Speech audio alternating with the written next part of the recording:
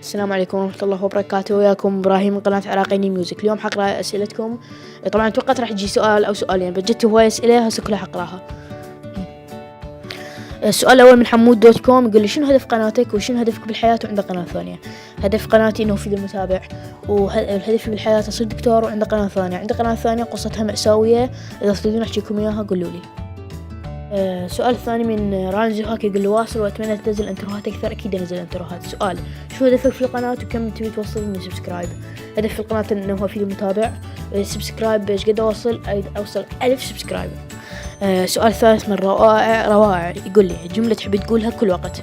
جملة يعني ماكو شي يضحك، إذا أحكي ويا واحد ويضحك أصلا ما ماكو شي يضحك، يعني فشلة باختصار. ذكي الأرواني يقول لي شنو طموحك باليوتيوب؟ طموح إنه يوصل 1000 مشترك. شنو يصير مستقبل القناة؟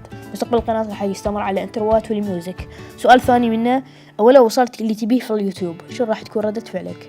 أكيد راح أفرح، واحتمال أسوي جيف أواي قوي. سؤال ثاني من بكر جيمر، يقول لي كم مرة مفكر تطلع من البيت وما ترجع؟ يعني ما مفكر، بس من مرات بالامتحانات صار عندي ضغط، فهيك يعني تجي تفكيرات. محمد السكيني يقول لي السلام عليكم. وعليكم السلام. عرفنا عليك. طبعا أنا إبراهيم من العراق، عمري بصف ثاني متوسط يعني 13 سنة. وين عايش؟ عايش بالعراق. وشنو الحالة الاجتماعية؟ طالب يعني أنا، بس حتى صح مفتى مسالك، بس أنا طالب.